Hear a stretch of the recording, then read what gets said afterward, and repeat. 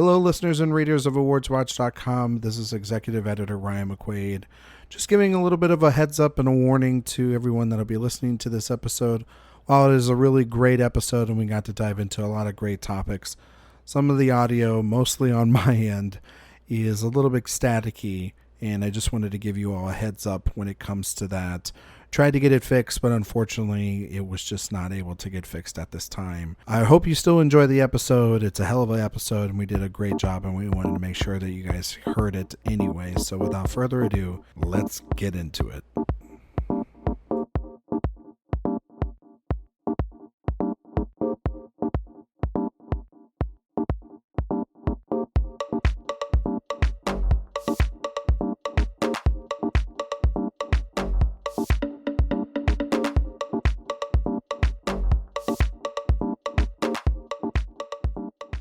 Hello, listeners and readers of AwardsWatch.com. This is the Awards Watch Podcast, episode 196. And I am the executive editor, Ryan McQuaid, forgetting who I am already at the beginning of this. This is wonderful. Joining me today is Sophia Simonello. Hi. Josh Parham. Hello, hello. And Zach Laws. Hello. And we are doing something different this week. And we're going to try to make sure it's not too long, because some of you listeners out there, you don't like long episodes, but it's okay. Barbenheimer's been sweeping the world right now. And it's really not only just been this great story about these two films, but it's also been this great story about these two directors, in particular, Greta Gerwig making history, Christopher Nolan continuing essentially his dominance, as both of them have become two of the biggest filmmakers working in Hollywood, two of the biggest modern filmmakers working today. So it got me thinking during this time period about who our favorite modern filmmakers are. And so for the majority of this episode, we are going to be doing a top 5 modern filmmakers list. We put some rules down. Everybody's got their own set of rules. I did put in 2 rules just for everyone here involved, and we're going to hope to stick to those, which is the directors need to be at least 60 or below, and they need to have at least directed 3 feature films in order to qualify. Now, everybody else might have some different criteria involved, but I really just stuck to those and then kind of went off from there. But does anybody else have any crazy criterion, or are they sort of excited about doing this episode, this exercise? Yeah, I mean, studying directors' filmographies was really what advanced my love of cinema. And I think finding directors that are important to you is such a transformative experience. I really deeply love all of the people on my list that I'll be talking about today. And I'm really excited to hear who you guys are all going to talk about, and excited to see if we have some overlap as well. I also think, just thinking of new filmmakers, modern filmmakers, I do tend to go back to the past more often than thinking about the present. So it was fun, I think, to think about the future of cinema in that way, thinking about what these directors have next and what their output has looked like so far and what that's meant to me. Hey, Zach? Yeah, there was this thing that Bogdanovich used to say, and I kind of have a similar sort of feeling, which is that I don't have favorite films so much as I have favorite directors. That's why it's impossible for me to make like a top 10 list or even a top 100, because I'm always like, I've got to have one from this person and one from this person, one from this person, because they've each in their own ways inspired me. Mm-hmm. And what I looked for on this exercise was really like a body of work.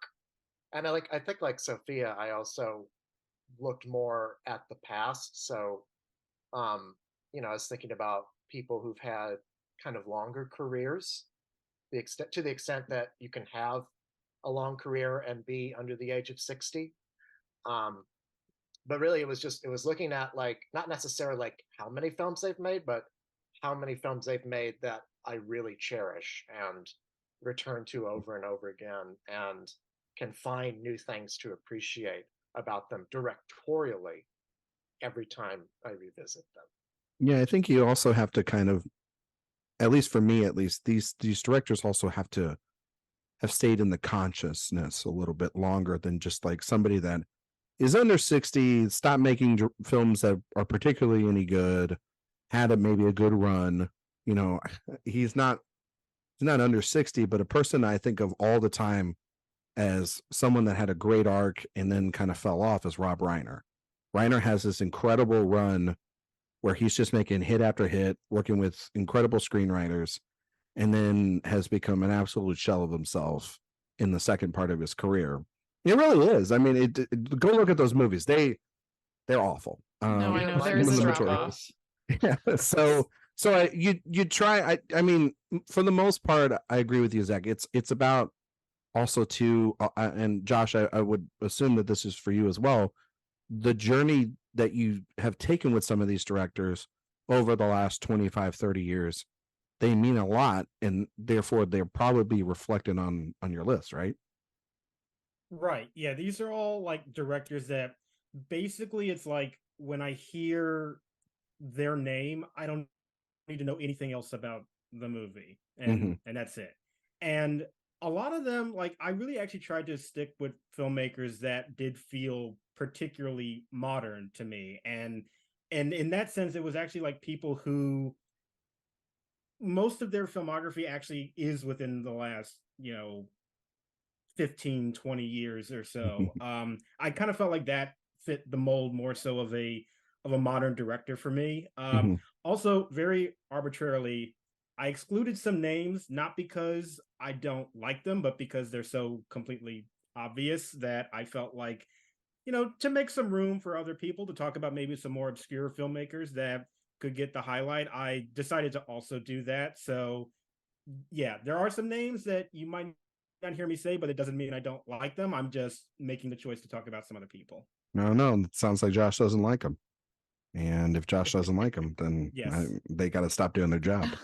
No, I totally agree with you, Josh. There are a couple that are on my list that I think that I love their filmographies a lot, but I don't. But I'm more along the lines of you. Like if I know that they are coming out with a new movie, I don't want to see a trailer. I don't need to see the cast. I don't need to see anything. You just put me in front of that movie and let me watch it, and I trust them. I think that that's the number one thing about these five directors is that I trust them more than anyone else to transport me to a place that I have not been before, or maybe it is similar along the experience that I've had with them before.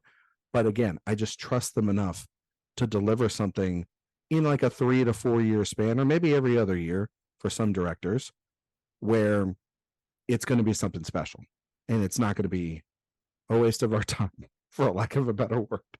So we are going to go in order of Sophia, Josh, Zach, and then myself. So yeah, Sophia's going to kick us off. Sophia, did you have any other criteria other than the two that I laid out for everybody? And then what's your number 5? Yeah, so I did have additional criteria. My filmmakers could not make a film before the year 1990, so I really kept myself in that like 30 ish year range, and they had to have made a film within the last 5 years. So they have to be like pretty active with what they're doing. I have to share some honorable mentions who either fell outside of the rule, some of the parameters, but are people I consider modern. So Joanna Hogg, I'm obsessed with her. I love all of her films, and I'll mention her along with Jane Campion later on. Those are two women for me who I just really look up to, and if they have a film coming out, I just drop everything and go. Christian Petzold, Quentin Tarantino, Todd Haynes, Martin Scorsese, of course. Like these are all people who fit in some of the criteria, but not all of the criteria. So I decided not to put them in. And my list, I'm going to start. My number 5 is Barry Jenkins, who I think has perfect cinematic achievements in his filmography. And I especially wanted to include him because I love what he did with the Underground Railroad, the limited series, really proving that he can actually really work and succeed in any medium.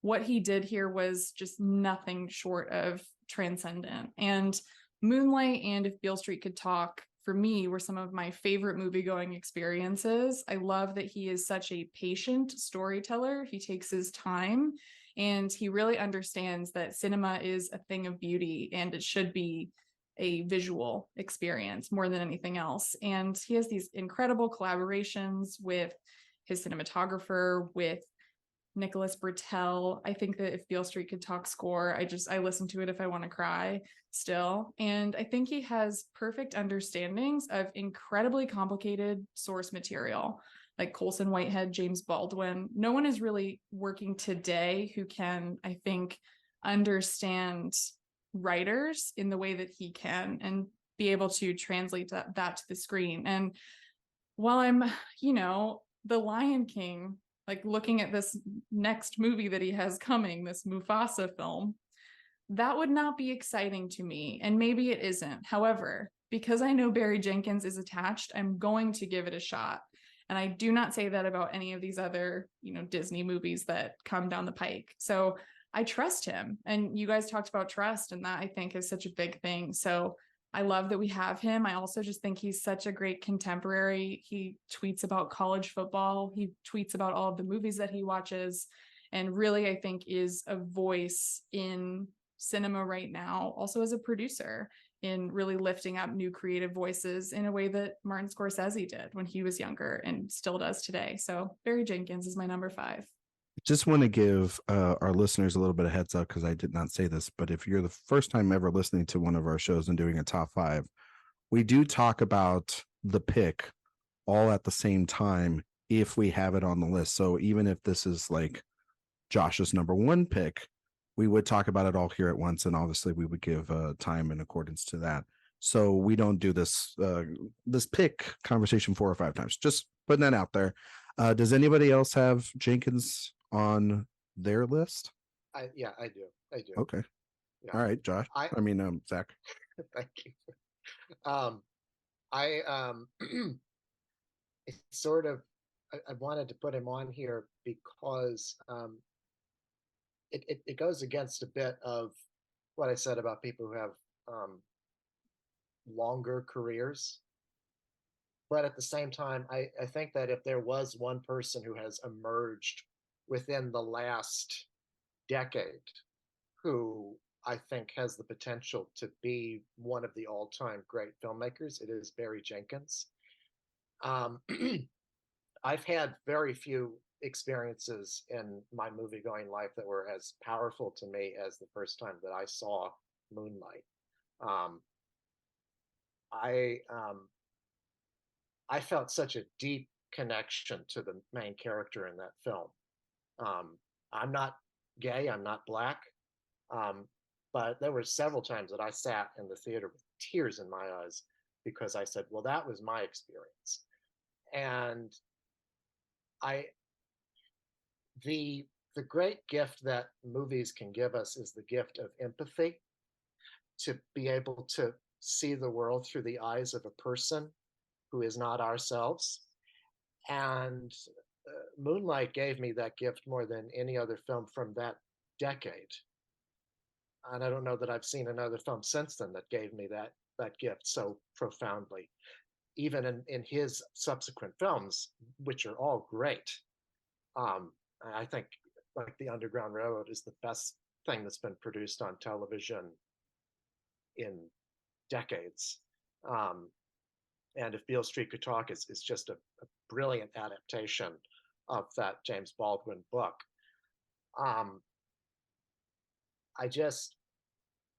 His sense of empathy is so strong and so beautifully communicated in his films that I had to put him on there because that for me is like what I go to the movies for, is to have these experiences in another person's shoes. And he has all the other, like incredible visual sense, his use of music and score, his editorial choices, but it's really the attention that he gives to the characters in the film that make him my favorite of that generation of filmmakers. And I am similarly, I was a bit perplexed when he said that he wanted to do a Lion King sequel, but I also thought he must have his reasons, and I have no reason to doubt him at this point. So that's why he's on my list. Where's he at on your list? Zach? Well, I ranked mine in alphabetical order, so he's at the bottom. Okay. So did I. Yeah. So, Yeah.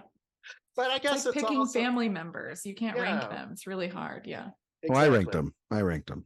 They have a ranking. That's The Exercise, folks. Josh, is he on your list? He is not, but he would absolutely be an honorable mention. There is Okay. very ample evidence to say that yes, he is one of our great modern directors. Yeah, I have him at my number 2 spot. Yeah, everything that Zach and Sophia kind of said, I take that to like the next degree. I remember seeing Moonlight, and most people probably thought that was his debut, and then they discovered Medicine for Melancholy, which is a really great debut film that's in the Criterion Collection now. It really shows, I think, the skeleton of what this great director is going to come. It takes obviously years to make his follow-up film, and when he does, he makes the film of the last decade, which for me at least, and speaks to stories that we've never seen before, authenticity, creativity behind the camera, creativity with performances and story structure, using a lot of his influences and using them not as a crutch, but as a way to excel his palette forward. I mean, you think of like people like Claire Denis and Jonathan Demme and Paul Thomas Anderson that are big influences on Jenkins's career, as well as Spike Lee and many others. He is a product of, I think, the great directors that came 15, 20 years before him, in that they see the opportunity, much like I think a lot of directors that we'll talk about are a product of somebody like Robert Altman or Martin Scorsese or Steven Spielberg. And before that, they are products of John Ford and of Kurosawa and of Hitchcock and the directors, and it goes on, and Bergman, all of them go on and on. So it is, Barry Jenkins just feels like the progression of the next generation of somebody that comes and makes films also too that are about their experience that we don't see a lot. I mean, to be one of the only, if the only person to ever adapt James Baldwin and do it in a spectacular fashion is an extraordinary feat. Then you take yourself and those 3 films and you go over to, like you're saying, Sophia and Zach, doing Underground Railroad, which is a monumental achievement, one of the greatest things that has been released in the last 15 years on television, at least. And, I would say the same thing about this Lion King sequel, but I feel that Jenkins has earned enough trust from all of us, but also we are living in a world now where there was still skepticism when it was announced that Greta Gerwig was making a Barbie movie. We now live in a world where that movie was a fantastic piece of cinema, as well as also being a very good example of what great IP can be. And also the doors that it's going to open up for her are monumental for her career go forward. She can do whatever she wants. If it wants to be these Narnia movies, she can. If she wants to do something else that's original, she has that luxury.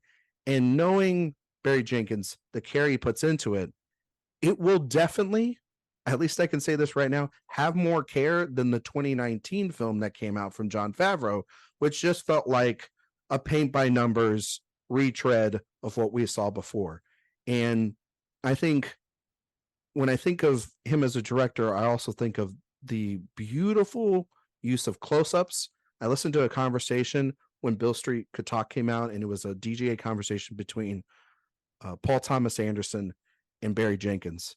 And PTA talked about how I think that he thought that Barry Jenkins was the best use of the close-up since Jonathan Demme, and sort of surpassed him as that. And of course, Jenkins went back and forth, and there was a lot of flattery, but I don't think he's wrong. I think that the way in which Jenkins is able to use the camera to show his characters pain, suffering, love, angst is the best that we have right now currently. So Barry Jenkins, my number 2. Yes, also he's a big college football fan, so it's also nice to see that on social media. He's also a big Wilco fan, which is my favorite band.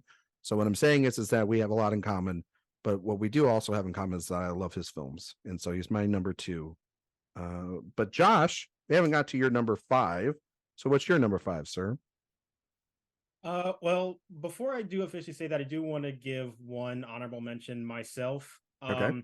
And the only reason why he isn't on this list is because, sort of in an agreement with Sophia, if you haven't made a movie in a while, it does sort of feel weird to call you a modern director, which is why I really need Bennett Miller to make another movie. That's fair. Otherwise, he would absolutely be on this list. I agree. love all of those 3 movies that he has made. Yes, I know he did Josh. a documentary before, but Yeah, like really one of my all-time favorites. documentaries or films, Josh. We yeah. take that here. That's a film. Yeah, absolutely. But he hasn't made a movie since Foxcatcher, and it breaks my heart. So Me too. it felt weird to include him for not making a movie in a recent time, but absolutely love him. So just still want to give him a shout out. But my official number 5, I'm going very niche and obscure with this one, but I like it.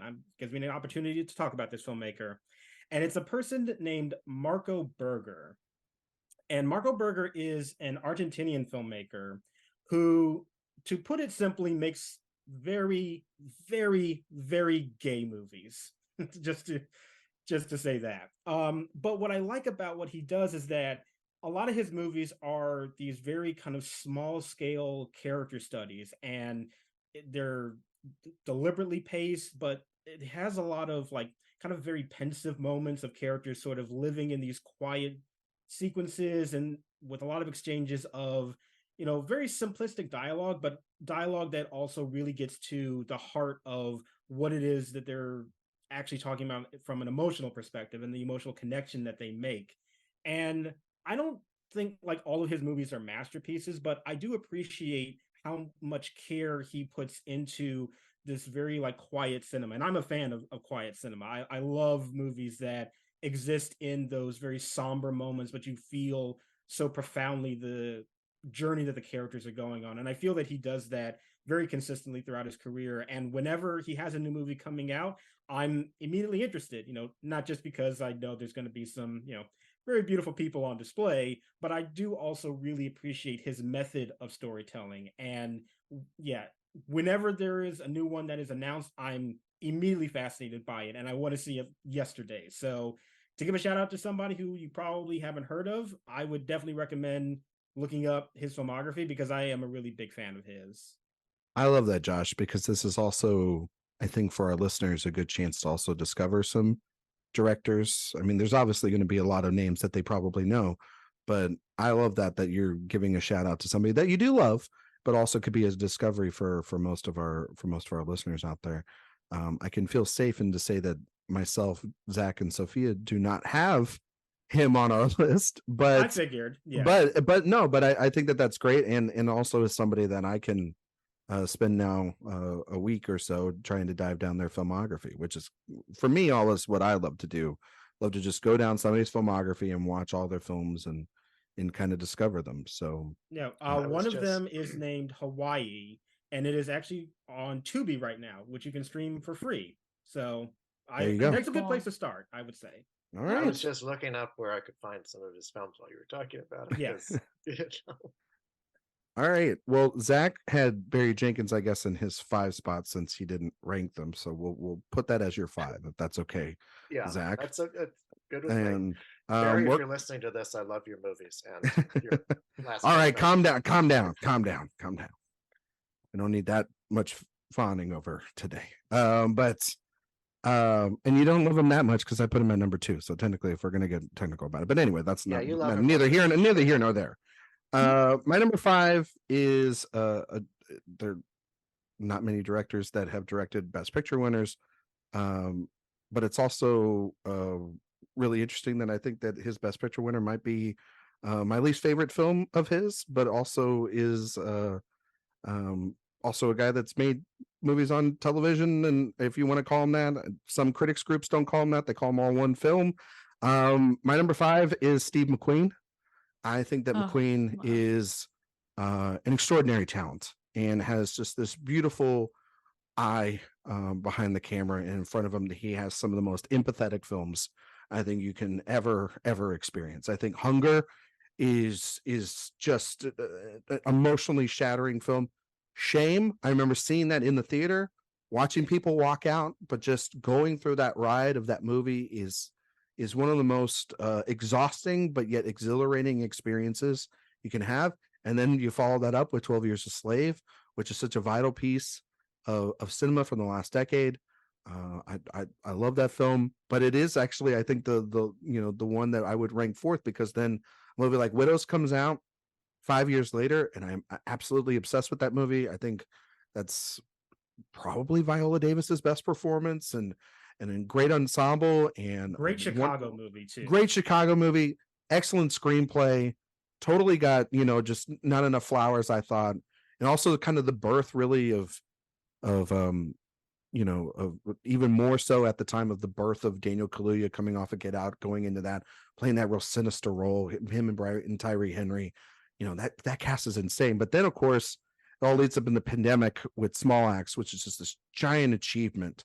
These 5 films that I remember devouring. I think that all those films have something special and different and unique to say. I think that Lovers Rock is an incredible piece of cinema. I think Mangrove is such a vital piece of cinema. You throw in the other 3 there, and you have this great collection that you can get now on the Criterion. You can buy in physical form in Criterion as well as with Hunger. He's got his pulse on my bones of like, this is important stuff. This guy, he can make other things or not do much, and he spent a long time making short films for a long time, and I don't think that he really misses a lot. So I know his next film is Blitz, which is with Saoirse Ronan, and which is, would be nice to see her back sort of in the fold. And it's the other thing too, is he's a great writer, as well as also just a magnificent director. So yeah, I McQueen was, I was going back and forth between a bunch of people, and then I've got a long list of honorable mentions, but I don't know. When I think of just not just important filmmakers, but I think of ones that I'm like, man, if McQueen's got a new movie out this weekend, I've got to see it. And I think that lifted him into my number 5. Anybody have him on your list? He was on my long list. I love Steve McQueen. I think he's a brilliant filmmaker. I remember being in film school when Shame came out, and we all went to go see it at like the newly opened art house theater. And I think he's just a brilliant filmmaker. I saw 12 Years a Slave like multiple times when it came out. So Yeah. and I was just blown away by the sheer beauty of it, which is a weird thing to say about a movie with that subject matter, but he's a masterful filmmaker. Such a patient filmmaker with the camera. I mean, Mhm. the long lingering shot in Hunger, and then the tracking shot, Run in Shame, and then the way in which the camera is set in the middle and Solomon's in the middle, being hung, and everybody around him is going throughout their daily life. Just heartbreaking stuff. Heartbreaking stuff. I love his work. Yeah, So incredible. yeah. Yeah. Sophia, your number 4 is Yeah. So my number 4, I actually debated if I wanted to put her on my list or not, because it felt like sort of a basic pick, honestly, for where we are right now in film, specifically the past couple of weeks. But I had to just follow my heart here and think of who is one of the most exciting filmmakers working today for me, and that is Greta Gerwig. I feel like she always says what I'm thinking, and that is just such a powerful experience to have when you're watching a movie. And more than anything, I think she has such affection for her characters, and I can feel that with her more than I can really with any other filmmaker who's working today.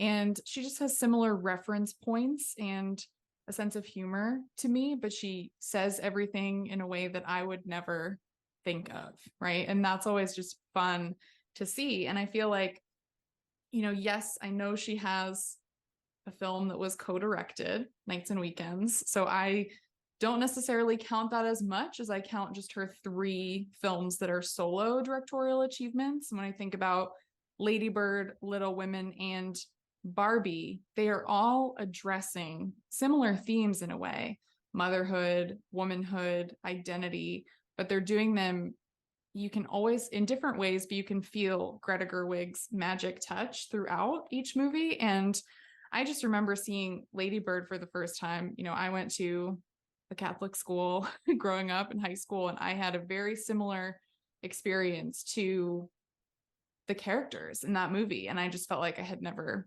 seen that before in the way that she did it. And it was just fun. And it, again, just made me think of my relationship with my mom. But then seeing her adaptation of Little Women, that was where it really, really hit me, because I think it is one of the most energetic period films I've ever seen. I think sometimes, especially literary adaptations, can feel very stale and dusty, and Little Women is the opposite. These characters feel alive, and Louisa May Alcott and Greta Gerwig feel so intertwined. And I think it belongs in the pantheon of adaptation. And when we think about filmmakers, like we talked about with Barry Jenkins and this new Lion King movie, we think about how today a lot of our modern filmmakers go towards IP, or they get a big project based on existing property. When that trust in them remains and they deliver, it automatically kind of boosts their credibility in my eyes, because what she was able to do with Barbie, I think she really held on to who she was as a filmmaker. And I saw her throughout the film, and the fact that she is breaking records, and that movie made $1 billion. And because of her, so many girls are going to grow up and know that they can be filmmakers. That's so important. And I'm so happy that, she continues to see success. And yeah, I love all of her work. I think she's amazing. Anybody else have Greta Gerwig on their list? I debated it. I didn't. There were just a couple of other people who I wanted to put on, but I love her. I've loved her ever since I saw her in Greenberg for the very first time, and was like struck by her as a performer. Mhm. And then I another great viewing experience was when I saw Lady Bird for the first time. That was at the New York Film Festival, and she was there, and it really just had this feeling of like Greta Gerwig has arrived.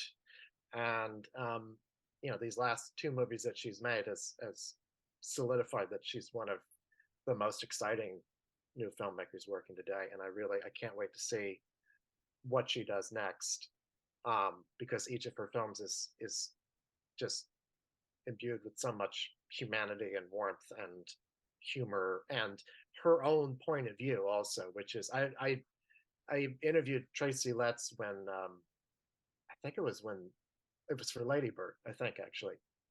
And this is a guy who's a Pulitzer Prize winning writer, and he said that Lady Bird was one of the best scripts he'd ever read because of the specificity of it. And that's what she brings to all of these projects, is specificity. Yeah. Josh? She is not on my list, but I absolutely endorse the choice to have her on there. I think that she is really shown to be herself to be one of the most intelligent storytellers that we have working today. And it's not that her movies just have this wonderful craft that she's able to showcase, but it really does feel like she takes such care with characters and themes in every story that she works on. And I'm very happy that Barbie is doing so well for her. And I think those other 2 movies, Lady Bird and Little Women, are fantastic as well. So yeah, I absolutely think that she is one of the great modern directors working today. She's not on my list just because I wanted to make some room for other people. And I mean, I would not to criticize the choice, but yeah, it is. I did feel like it was a bit obvious, and maybe somebody else would talk about her too. So, but yeah, I absolutely agree that she is one of the best working today. Josh calling Sophia basic. I and did that's not I know called none. that. myself basic first. Just kidding. No, I don't have Greta either, but I I'm so happy that that this movie has done so well. I'm so happy that Barbie's done so well. Maybe not for the summer box office wager, but just personally, I'm so happy because it's like when like Zach was saying, I remember seeing her in Greenberg and watching Frances Ha, and I thought that, my God, she wrote this alongside with Noah, and it's such an incredible film. And then you watch Lady Bird, that was another one of those moments last decade where you're like, my God, this is the birth of a new of a new filmmaker that we can all love. And then you see Little Women, and that movie just broke me, and it continues to break me. And then Barbie is now a phenomena alongside the other film that came out with it. And I think that, she is now at a place where not many other people have ever been before. And I'm confident that wherever path she decides to go down, she's going to knock it out of the park because she's just that good. And she's very humble. You watch her in interviews, she still has like kind of like, gee, I can't believe that you guys gave me this. And it still comes from a place of earnestness and complete vulnerability and honest, just like complete joy of it. Like, you see all the behind the scenes stuff with her, and she seems like she's just loving what she does. And that love translates to the screen. Like, every photo I've seen behind the scene for Barbie, and and you see videos of Lady Bird or Little Women, she is enjoying what she does. I would say she's probably the most joyous filmmaker we have working today. And yeah, I don't know if it's the Narnia films or whatever. I don't care. She's got my trust for a long, long time, and no one should doubt her, actually, because if you could land these two planes of a Barbie movie and Little Women, a movie that's a property that's been made over and over and over again, and put your own uniqueness to those and keep those from a studio taking over these days, which is something that doesn't happen for, to anyone, you're a hell of a filmmaker. So she's a very, very high honorable mention for me. But I love Sophia. Like, sometimes also too, the quote unquote basic choice is the right choice. Yeah. So as well too. Yeah. So It's it's like when I sometimes chose The there's- Dark Knight for my comic book yeah, movie. it's like, it's right there. We can just take it. We can just Yeah. have it. You know what I mean? Well, Ryan, you mentioning her having these joyous sets, that was another reason actually why I chose her. I feel like the stories that come from her sets are just incredibly fun and progressive, and prove that a movie set can actually be a very healthy, positive environment, which is not a story that you hear frequently and you haven't No. heard much throughout history. So I think that gives her a lot of power in my book as well. Yeah, for sure. And people just love working with her. And I mean, the stories of like Chalamet and Saoirse Ronan trying to move things in their schedule so they can make some cameo in Barbie, it just shows that she's a lot like everybody else in the industry. They want to work with her. So I'm sorry, Josh, your number 4, sir. My next pick is Pablo Larraín. Wow. Okay. Yeah, this is a director who, like, as we have said, whenever they have a new project announced, like, I'm so excited. And I particularly am drawn to how he really views history, because a lot of his movies are based on true events, but I find that he always can figure out a way to tell these stories that may seem kind of stale or may seem like they have been in our public consciousness for so long and there's not really a unique way to go about it. He ends up finding it, and I'm just so in love with his general style and aesthetics, and I think that he has a very particular way of going at story and characters that I just find to be so compelling. And I mean, I think for a lot of people, the first introduction to him was with Jackie. And I know that's a polarizing movie, but I think it is amazing. You have a towering performance, obviously, at the center of that film, but I think his directing of that material is also just so bold and was replicated, I thought, very well in Spencer too. But even outside of those movies, like, I think his Neruda film is also really good. The movie No that he made, which are again sort of these history lessons that could be very stale, but he manages to bring so much life into them, and so much feeling and texture that you feel like you're really in these environments in a real abrasive way, but is not overbearing to me. And I think that he's just a very exciting filmmaker. And, he's got a new movie that's going to be showing at Venice soon, and I can't wait to see it. It's one of my most anticipated at that festival. And I just think that he is a really intriguing, talented director that I am just obsessed with. Yeah, only 46. Yeah. That's the other thing. Some of these, and I was looking up, like, Greta obviously she just turned 40. So for the purposes of this list, Barry Jenkins, 43. Which when I saw that, I was like, Barry Jenkins is only 43 years old. Crazy. Oh my God. It's incredible. And McQueen's 53. But yeah, I mean, only 46. He's made some very prominent films. I mean, Josh, that I will never be able to get the sequence in Jackie, the Camelot music playing while she's going through the different wardrobes. I mean, I was just glued to the screen, and that performance is so great. Wasn't the biggest fan of Spencer, but I admire a lot of his technical craft behind that film, and most of Stewart's performance in that film too. But I will say, I agree with you. He's one that when that list dropped from Venice a couple of weeks ago, I was like, oh, he's got a new film coming out already. Wow. Okay. Yeah. So, he's earned that right to be in that name of, like, when you see him and you're like, damn, I gotta make sure I catch that, because at least visually speaking, it's going to be a delight to watch as an audience member. Yeah. But I think sometimes he is, dependent on maybe the strength of the script. And I do agree that Spencer, that's a situation where the script wasn't quite as good as some of his other efforts, but I think he well compensated with his directing. And I just think that he has such a bold style that I really just find so compelling. There was another movie he made in, sort of a recent era that I don't know if too many people saw because it was right around the beginning of the pandemic, but it was Ema. Yeah, Ema. Well, is it Emma or Ema? I'm still not. I think it's Ema, but yeah. That was another one. It's not a his like biopic movies, but it still has the same kind of style that he brings to all of his movies, and it's just beautiful to watch with also great performances. So yeah, I adore Pablo Larraín. Yeah, nobody else has him on their list. Zach, no, but I think he's exceptionally talented. Yeah, and I'm glad that he directed Jackie and not the person who was originally supposed to do it. Okay, so. All right, okay. I don't know who you're talking about, but we'll leave that. We'll leave that offline. Zach, you're number 4. Okay, my number 4. This person, under the rules that you set out, he's still 60 for the next 3 weeks. So correct. Put him in there. I know where you're going with this. That is David Fincher.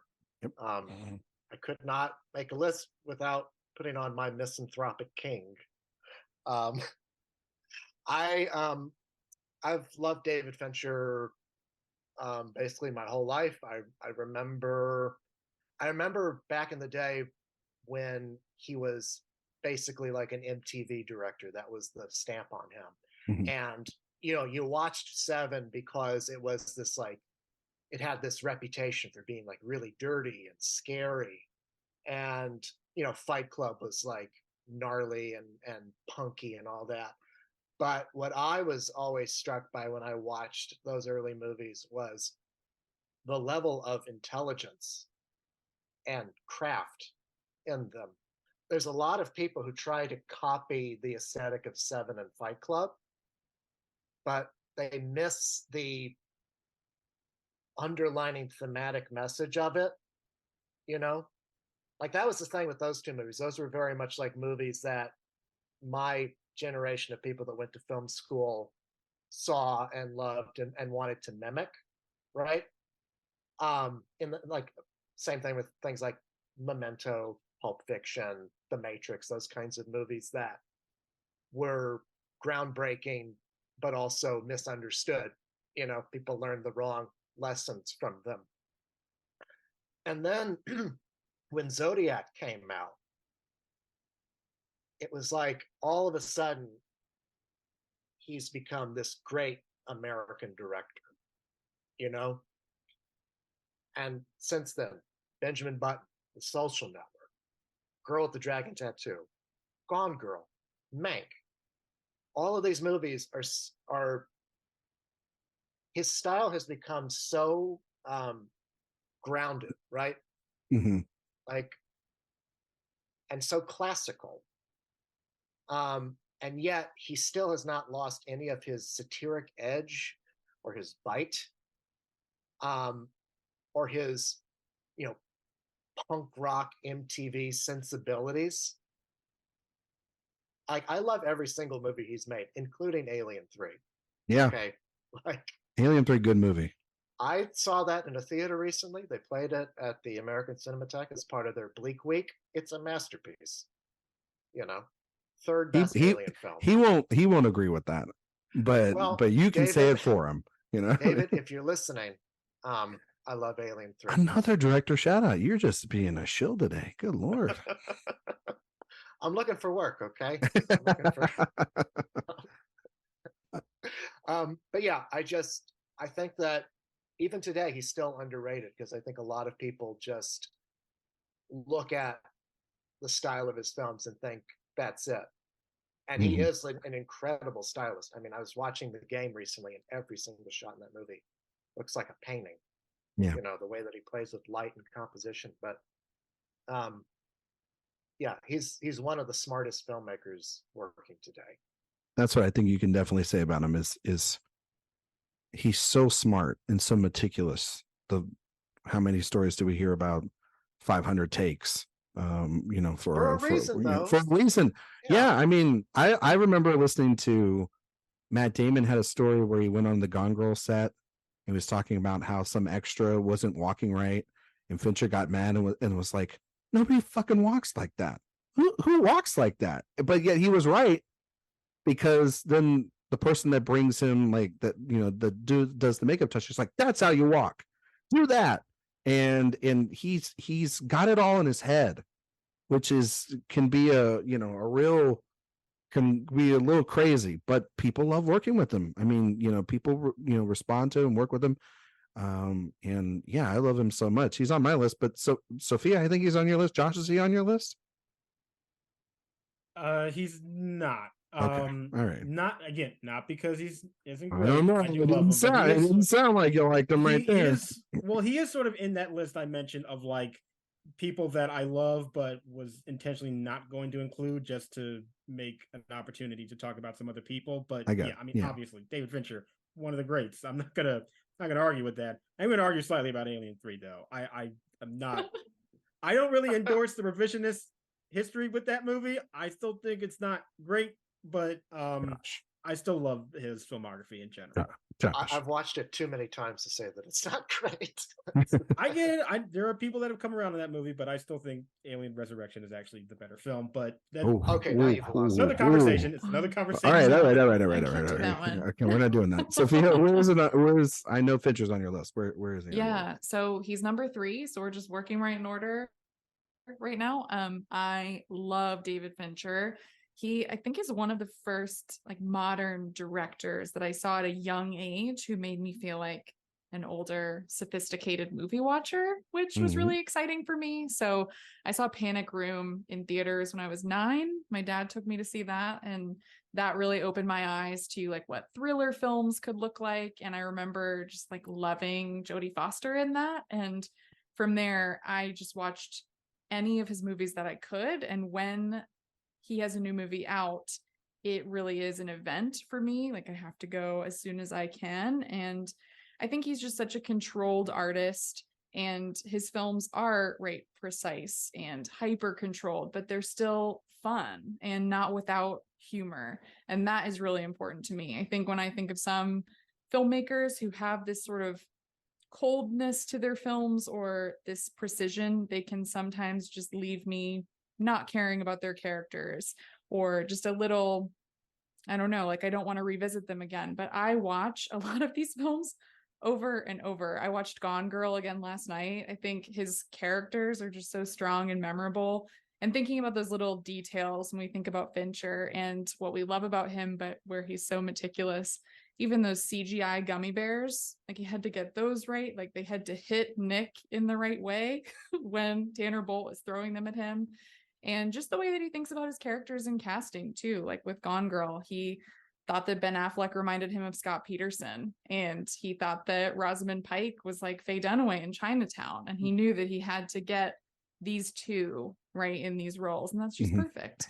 I have an issue with the Neil Patrick Harris casting, but that's for another podcast altogether. Well, that's generally Neil Patrick. That's Harris. in every movie. Yes, that's true. That is very I true. think that's probably the best use of him that's ever been done, because Fincher understands he's a psychopath. Yeah, that too. That does work. But yeah, I mean, I also just like, I love that he has this sense of, you know, suspense via editing and cinematography. And it really is just about the journey throughout the film, but he always has these great endings. Zodiac is my favorite Fincher film. I think it's a perfect cinematic achievement that captures one of history's greatest open-ended mysteries. So I think, yeah, I love David Fincher. And Ryan, since you have them, I'll hand the floor over to you. He's my number 3 as well. I, have watched his entire filmography multiple times. Previous other places that I've written for, I've done podcasts, series on David Fincher. I hope one day to do a rewatch and a re-series with Director Watch here for Awards Watch, because I think he's truly the most fascinating man that I've come across, besides probably my number 1 pick.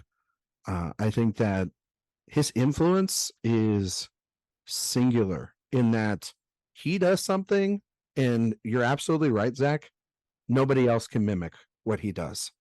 He does the sort of dark religious thriller with a cop procedural put inside of it.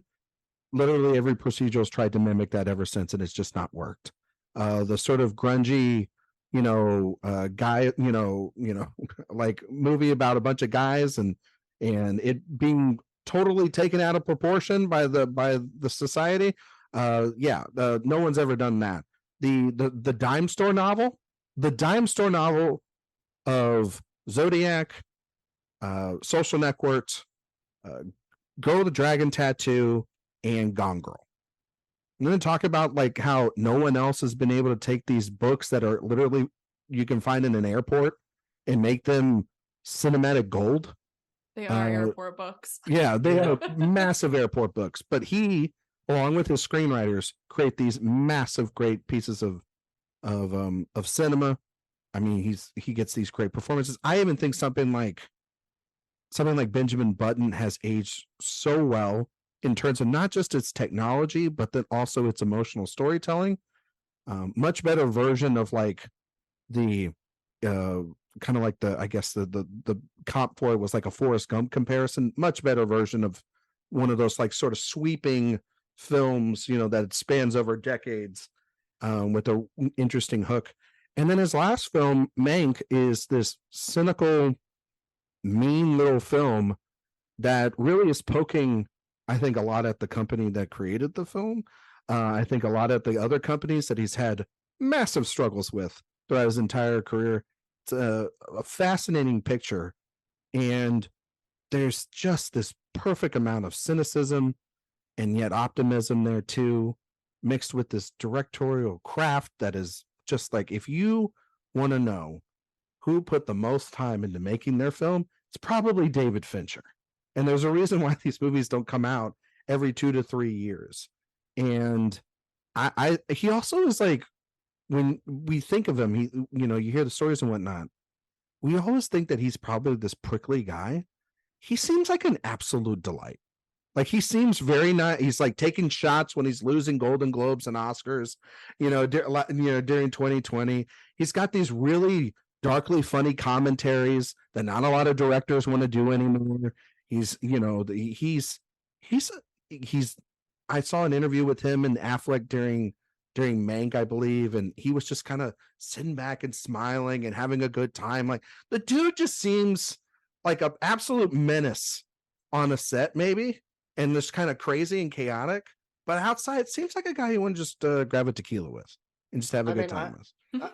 I've heard from people who've worked with him. It's just he's a very nice man from everything that they've Yeah. said, and very calm.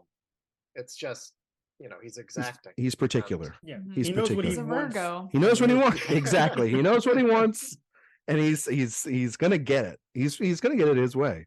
But he's made some of the most influential films. I mean, The Social Network, I think, is a movie that like has just aged scary. It's scary how well that movie has aged in terms of how it is speaking to a time, even when it came out, it was speaking to that time, but it is now speaking to a digital world that is completely out of the realm of what that movie was even thinking of.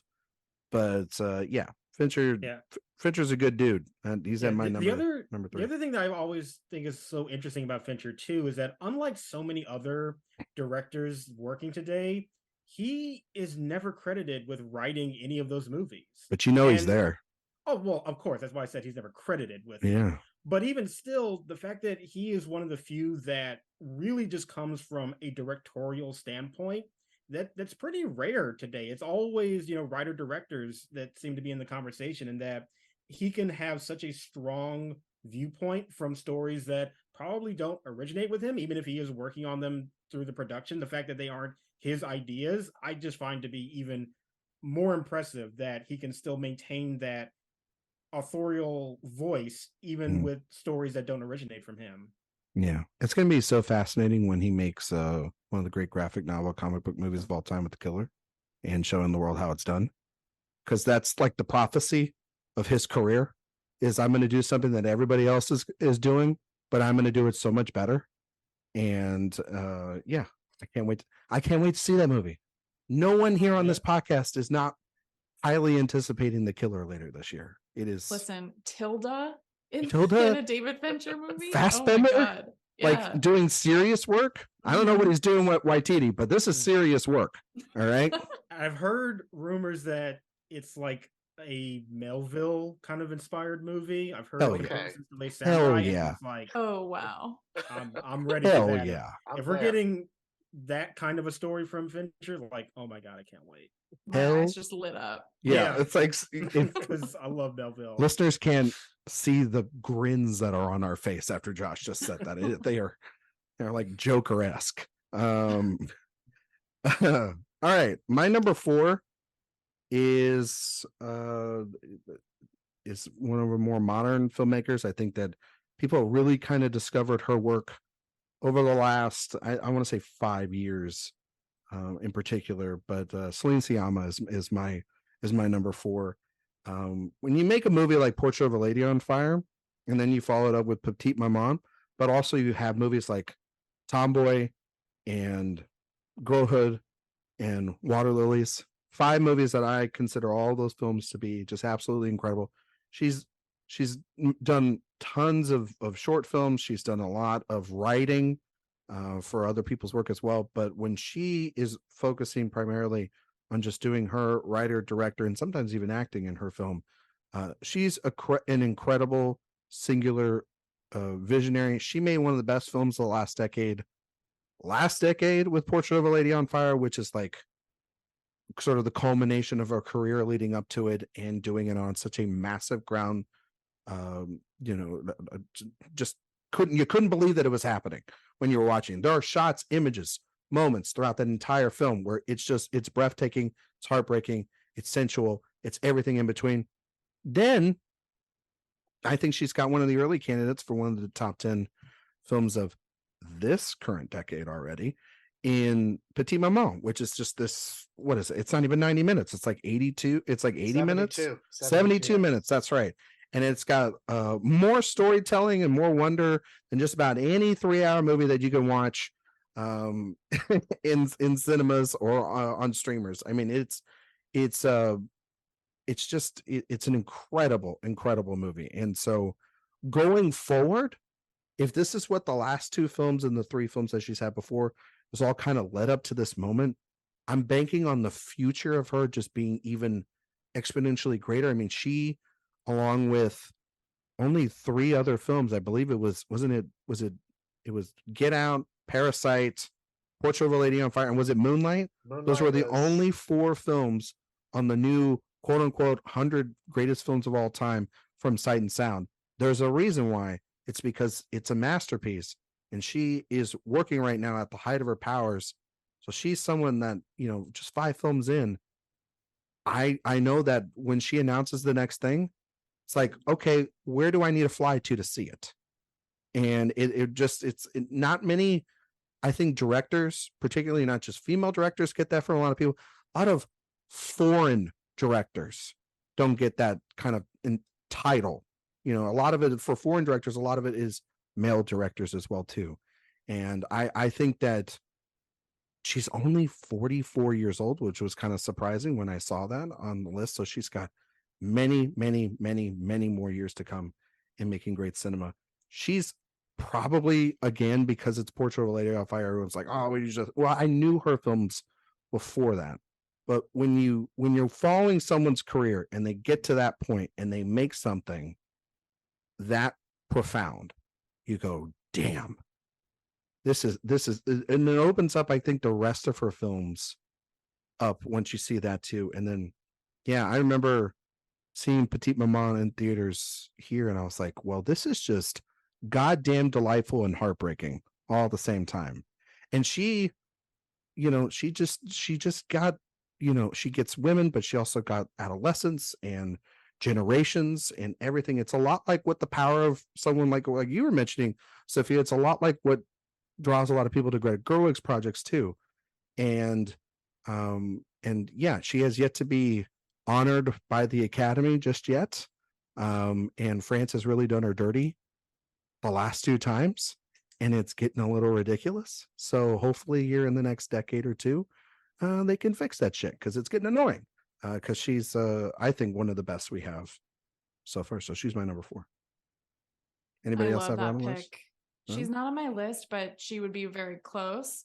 Portrait of a Lady on Fire, I can't say enough good things about that or about other films in her filmography. But when I saw Petite Maman, that was, someone with French roots. Like, that movie is just so, in the way that it deals with mothers and daughters and generations, it is so French, and it makes me cry. It's so magic. It has this sense of magic to it, and it's so gentle. Yeah. And that's what I really love about that film. But yeah, she's wonderful. I love all of her movies. One of the best time travel movies of the last truly 30 years. And I get so tired of that usually, but it worked so well for me here. Made it simple, so then therefore the Yeah. logic doesn't break. Mhm. You know what I mean? Yeah. It's just like, nope, this is what it is. Oh, it's great. I love it. Yeah, she's brilliant. Again, it was like someone on a long list for me that just didn't quite make it. But Portrait of a Lady on Fire was one of my favorite films of that year, and I loved Petite Maman. And like you said, I mean, it is just, it's amazing to see someone as much story and character and thematic maturity into 72 minutes as she does in that film. I look forward to everything she does. Yeah. Josh. Yeah. What? Same. She was not on my list, but yeah, kind of an honorable mention. And I will just say that Portrait of a Lady on Fire was my favorite movie of 2019, and I think it's one of the best movies of that decade. And yeah, she is amazing. Didn't quite make my list, but absolutely agree that she is still one of my favorite filmmakers working today. Josh, what's your number 3? My number 3 is Chloe Zhao. Oh, all right. I really love her sensibility when it comes to storytelling, and I think that's usually kind of a big theme with all of these directors. It's their sensibilities. It's what they value out of filmmaking, out of storytelling, out of characters, and her movies, I feel like, just really do capture that. And I think, there's sort of this kinship between both The Rider and Nomadland that obviously, like, stylistically feel very connected with each other, and the cinematography in both of those movies are just absolutely gorgeous. They capture these landscapes so beautifully, but in this also kind of melancholy way too, that you feel very sad at the same time, but you also admire just the the visuals that you are being presented, and all of her characters are just so like kind of grounded and they feel so authentic, and I just love the authenticity that she brings to those stories. And you know, even something like Eternals, which yes is a very very big departure from what she had done before, and that movie is not perfect, it is far from perfect, but I at least appreciated that, especially at that time, it was attempting to do something with the Marvel format that had not been accomplished beforehand or not even been attempted before.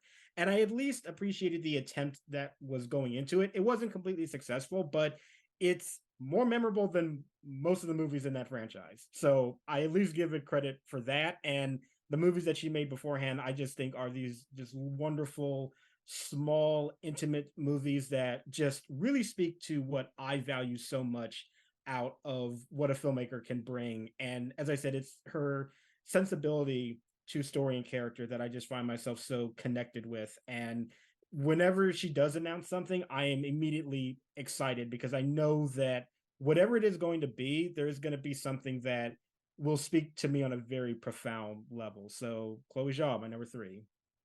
Her next film, Josh, do we know what her next project's going to be? I don't think it's been Yet? announced yet, or if it has, I'm not aware. Wasn't she going to but- do like a vampire film or Oh something yeah, there was like a that? Dracula thing. Yeah, something like that on yeah. like, well, whatever the case may be. I mean, she was a big honorable mention. I mean, Songs My Brothers Taught Me is an Another good one, incredible, yeah. incredible debut. And then, I mean, The Rider just broke me. One of the best films of Yeah. 2018.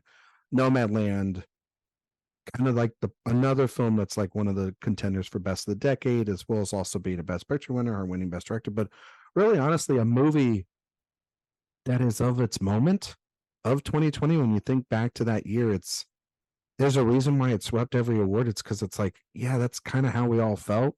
And she is able to just kind of tap into the sensibilities of us within the time.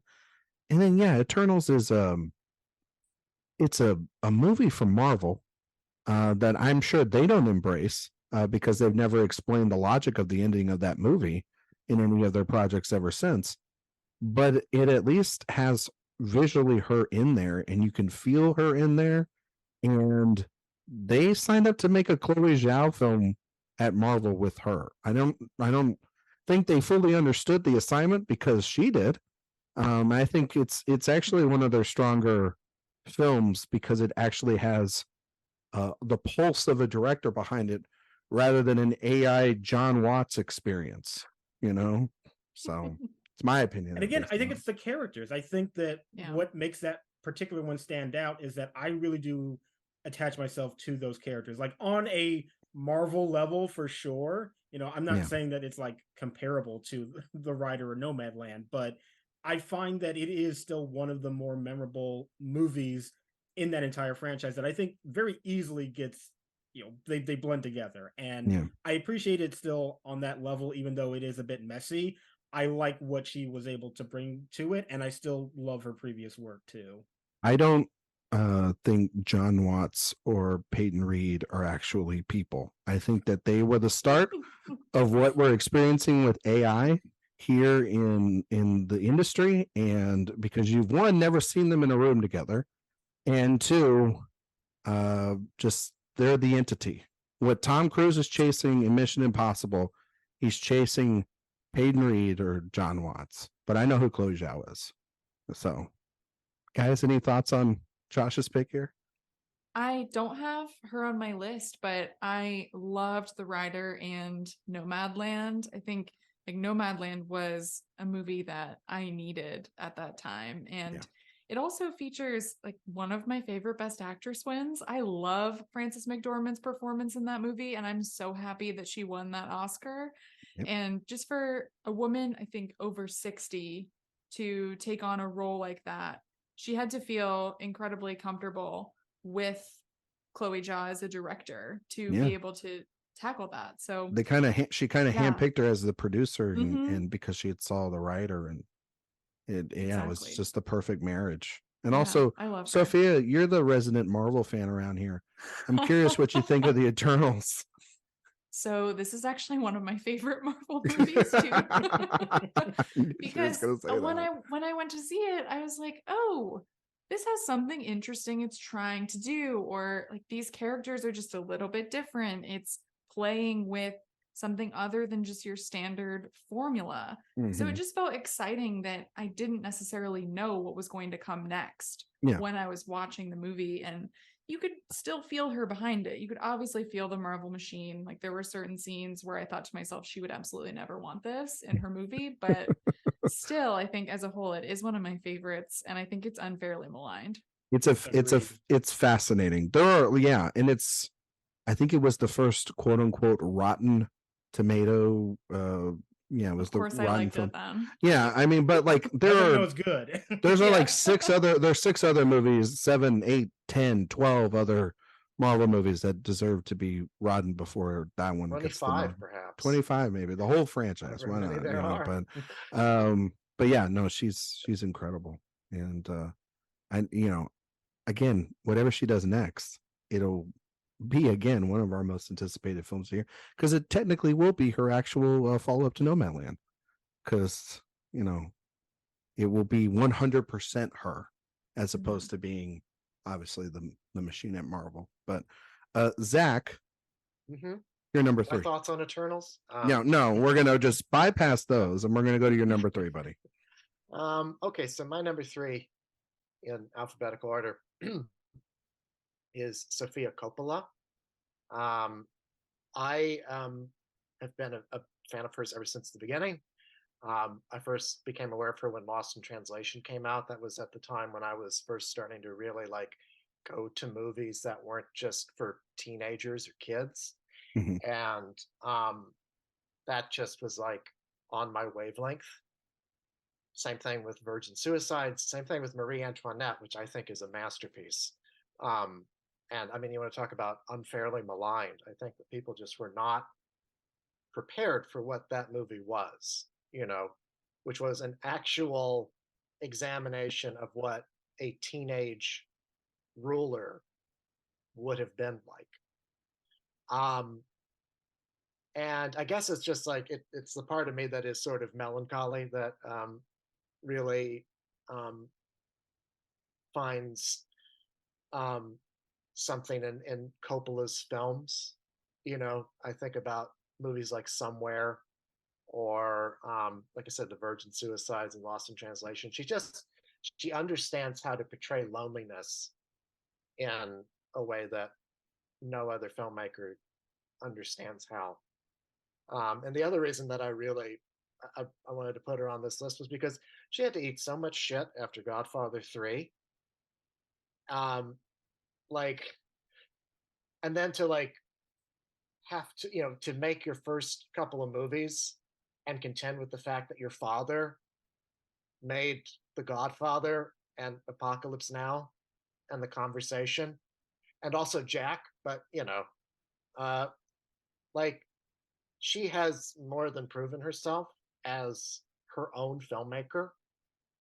And I love that, she's established her own voice. We talk about Nepo babies all the time, and yes, sure, whatever. But this is a Nepo baby with the actual talent to back it up. Yeah, it's not like it's Jamie Lee Curtis. Um, Whoa, am I supposed to? Oh, I'm sorry, did I say she's that gonna out come loud? haunt you in the In Sure, Haunted Mansion? I'm sure. Yeah, with the Haunted Mansion and her wanting to see both sides this week, I'm sure she's doing great. Yeah, I hope that Sofia Coppola wins an Oscar for Priscilla so that she can get a Nepo baby speech yeah, at the Oscars. But yeah, I mean, it's just her whole aesthetic just speaks to me. yeah. The No, style, the music, yeah. that's the thing, Zach, is about her that I truly respect about Sofia Coppola, is that in the shadow of one of the great directors we have all time being her father, her to be able to find her own aesthetic and make a much more consistent filmography at times than her father. I mean, her father's made some masterpieces, but he made Jack. All right, so let's not like say like he. Yeah, he made some masterpieces. I mean, that vineyard isn't going to pay for itself now. That's true. He's got the wine. What are you talking about? It sells. But no, I think she's someone that also too. I feel like she's been getting stronger and stronger as her films have kind of gone on too visually. I cannot wait to see Priscilla, just because I think it'll actually be a really good depiction of that storyline, and she just is also another person I just trust in telling stories like that. And in a time where a lot of men are making films about important female figures, her making one about Priscilla Presley after a movie like Elvis last year, it's like that's the yeah, I kind of want to see that film. It's a much more interesting film. It won't feel as manicured as that other film was last year, I guess you could say, as a patting on the back, as it were. And I don't think that I think that she's completely honest with her characters, and her films are fun. So Mhm. her films are fun too. Like, so she's got good vibes. I like her vibes. She's got good vibes. So Sophia, is she on your list? She sure is. She's my namesake. There you go. I was like, I knew she had to be there on your number 2. I Yeah, almost You're read off literally as, named after her. Well, we might as well go to it. You're actually next anyway for your number 2, Sophia. So you can speak to her. Yeah, no, my parents loved the name, and that's where they got it. So even if I have a different spelling, and I'm lucky that she turned out to be a great filmmaker, and that I just really connect with her, and in a similar way actually that I do to Joanna Hogg and Jane Campion. I love how tactile Sofia Coppola's films are. She taps into this fascination actually that these filmmakers do, which is that women have a fascination with objects and trinkets and how they organize their spaces. And I love when filmmakers can do that and show that in their films. And I think her movies are just visually splendid. They have these incredibly powerful images that oftentimes I'm more drawn to her images even than to the dialogue from the characters. And I love that she has these incredible social commentaries that discuss identity, loneliness, and most importantly, adolescent girls. For me, that was revelatory growing up when I was experiencing her movies for the first time. I think that The Virgin Suicides is an immaculate, fully realized film, and it's crazy that she made it when she was so young. She has, I wrote down in my notes, the juice for the daughter of Francis Ford Coppola. Like, she has it. She proved herself, and she has her own visual style, which I really love. And I really find something to enjoy in all of her movies. Marie Antoinette is my favorite. That's the one that I just adore the most, and again, feel like is unfairly maligned. But I find something interesting in all of them. The Beguiled, even, like these ones that people don't necessarily get right away, I feel like I still love them. So yeah, Sofia Coppola is my number 2, and I absolutely cannot wait to see Priscilla. It is one of my most anticipated movies of the year, not just to see how she understands that character in her youth and what it meant for her to be with someone as old as Elvis and as powerful as Elvis, but also just to see what her hair looks like, what her nails look like, what her bedroom looks like, all of those little details that are so important. Aesthetically, one of the most pleasing directors we have working Yes, today. love her color palettes. Yes, absolutely. Josh, I don't believe you have Sofia Coppola on your list. Do you? I do not. Okay. I have to apologize. Sofia Coppola and me have just never really gotten along. That's fair. what is she And you know doing? what? I okay. respect her immensely. I do. You I saw have so much Godfather respect. 3 and never got over it, huh? Although it's not really her fault about being No, in it's Godfather 3. No. Yeah. No. And if you watch the new cut, she's not a problem in Should have that. just been Winona like they yeah. originally Yeah, wanted. yeah. I don't like. Don't I steal don't think she's good things. in the movie, but I don't really think it's her fault. But like, I do have a lot of respect for her. I do love that she is able to kind of craft her own style from, as we said, the shadow of her father, and has become her own artist that has a very unique style to herself. Like, I totally respect all of that. Yeah. But there's just something about her movies that I've just never really been able to fully connect with, and I Yeah. don't really know why, because on the surface I should love her stuff, but I don't know, for some reason, just I've never really been able to get that into her method of storytelling. So she's not on my list. I'm not the biggest fan of hers, but I totally get why people do really love her work. All the Josh, same. I feel like that's very fair. Not everybody is for everyone, also too. But here's hoping that maybe Priscilla is more in your jam, because Look, you know, the thing is that even though I will you say keep giving her a chance every time, don't I you? do. I walk into every movie hoping that this will finally be the one that will make me like love the work that she does. And I walk into every movie like that, and I am hoping that Priscilla will be like that too. Sincerely, I got confidence with your love of like Lorraine's with Jackie and even like Spencer. I got a feeling that this might be that one for you.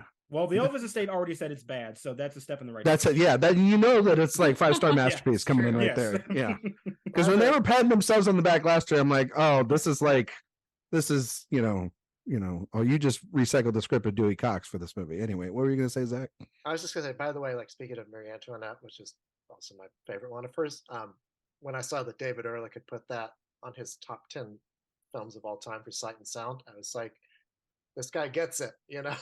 Like, yeah, because So- it is great. Like, Yeah. So good. Josh, you're number 2. My number 2 is David Lowery. Great pick. Yes. Was on my long list. Yeah, I will never forget Yes. seeing A Ghost Story for the very first time. And when that movie ended, I literally could not get out of my seat. I was like just transfixed by what Right. I had just seen. That I had never really experienced something that had felt so profound to me on like a truly spiritual level. Like it was sort of amazing what I had just witnessed, and it felt like my life really did change at that point. And I think that he is just a filmmaker that really goes at theme in a way that just really moves me to my core. And I think that he is just brilliant. I think that Pete's Dragon is the best of the Disney remakes and that nobody talks about. But I think that he did an amazing job with that. Old Man and the Gun is just wonderful. It's just such a lovely movie to watch, and Robert Redford is great in it. And The Green Knight is excellent. I love just the craft of it, and Dev Patel's performance, and just that ending is like one of the greatest endings ever put to film. And you know, I wasn't as big a fan of Peter Pan and Wendy, I'm gonna be honest, but you know, magic can't happen twice, you know, whatever. Nobody's perfect in their filmography, but He didn't make that movie. Nobody made that movie. Like, yeah, we're still waiting on the next one. Yeah, we're waiting on him with the Anne Hathaway, Michaela Cole fashion movie that's coming out. Exactly. I just find him to be such an exciting voice, and like once again, just the sensibilities are so in tune with what I'm looking for out of storytelling, and he just really does move me on such a deep level with his stories and the narratives that he comes up with. And I mean, really, it all goes back to A Ghost Story, because to me, it is the best movie of the previous decade. For me, that scene when she's eating the pie, I absolutely believe is the litmus test. It's like that's the moment where you're going to be either on board with what this movie is doing or you're not. And I remember that moment happening and thinking I was watching a masterpiece. And I got to the end and it was like, yep, I've seen a masterpiece, and this guy is one of the absolute greatest filmmakers working right now. I think like The Old Man and the Gun is like one of my most rewatchable films. I watch that movie all the time. I think It's so good. I remember stumbling upon Ain't Them Body Saints. Absolutely loving that movie. His Pete's Dragon is the quintessential like what you're supposed to do with these Disney live action remakes. Even and like Nobody saw it, so they never did it again. Nobody, yeah, they never did it again. I will say, like, I agree with you, Josh. Like his Peter Pan movie, I get that it doesn't fully work, but it's also limited due to the constraints of being on Disney Plus. I think if he was given full range like he was with Pete's Dragon, I think he could have really made something truly spectacular. And so I don't really, I mean, obviously I'm never going to blame him with something like that, but then yes, I mean, The Green Knight and A Ghost Story are masterpieces. And the Green Knight is a movie I remember. I think it was one of the first films I saw coming back from the pandemic. It was one of the first films I saw as press in a theater, and I was speechless again. I was like, there's not going to be much that gets better than this at this point. And yeah, I mean, we're going to talk about Dev Patel. You know, I mean, Well, we can that's we can that's a talk about Dev bonus. Patel, That is a bonus. but I just think that he's one that I think I said in that review, he's become one of those of the new wave that has the potential to be able to do his and theirs. He's almost Soderbergh-esque when it comes to that, where he's got his films and he's totally going to make his films, but he's also going to go do the Peter Pan and Wendy's and Pete's Dragons every now and then, make them happy enough to then come and do like that next project, like I mentioned, that sort of fashion. I think it's like a fashion thriller almost with I was getting like Don't Look Now kind of vibes from the description. Or With half, Cruella. yeah, or Don't even say like that. Yeah, you know, with Hathaway and Michaela Cole, that just sounds absolutely fascinating. So I'm so glad you mentioned him. He was like 6'7". I was debating, you know, that 5 spot was really tough for this exercise. So I don't think either one of you two have him on your lists, right? He's No, but not. he's Oh, good. no, you go ahead. Okay, so he's not on my list, but I will say that like adapting a 14th century long poem into what the Green Knight was is one of the greatest feats of adaptation I've experienced in my lifetime. The second I saw that movie, I emailed a list of my old English professors and told them that they had to see the movie immediately because it was that good. Wow. Yeah, nerd Zach, moment. but Zach, did yeah. you email any of your teachers after you saw?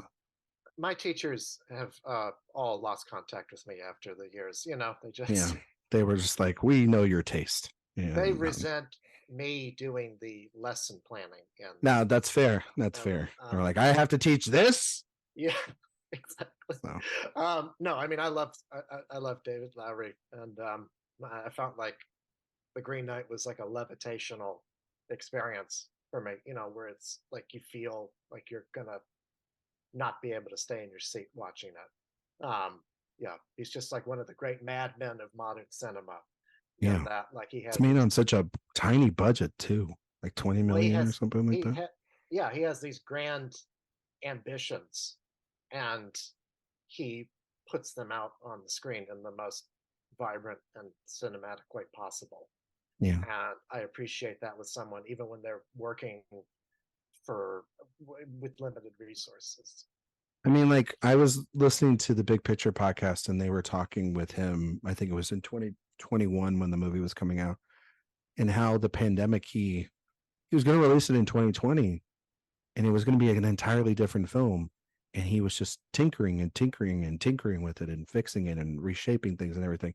And it did remind me a little bit of like how Fincher works and how he's tinkering away until he's, you know, trying to make something perfect. And yeah, he's just got he's when he's not doing straight to Disney Plus stuff, it's pretty amazing at his job. So Zach, So you're watch no Peter.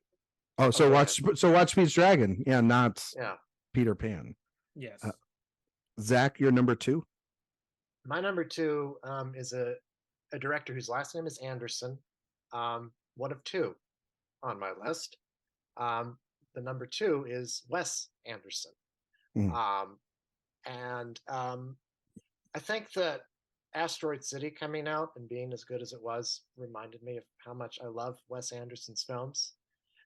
Again, you know, it's like I saw the Royal Tenenbaums at like a pivotal moment in my life when I was first getting interested in film. And I was just like, you know, this at that point, I was always looking for films that didn't look like or sound like or feel like anything else I'd ever seen before.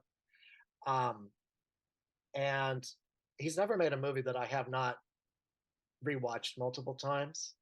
Um, Even things like The Darjeeling Limited or French Dispatch or Isle of Dogs, I find a lot that brings me back to them. And he's made films like The Life Aquatic, which I think are criminally underrated. Um, the thing that I love about him is that, you know, much like David Fincher, he has this reputation for being incredibly meticulous.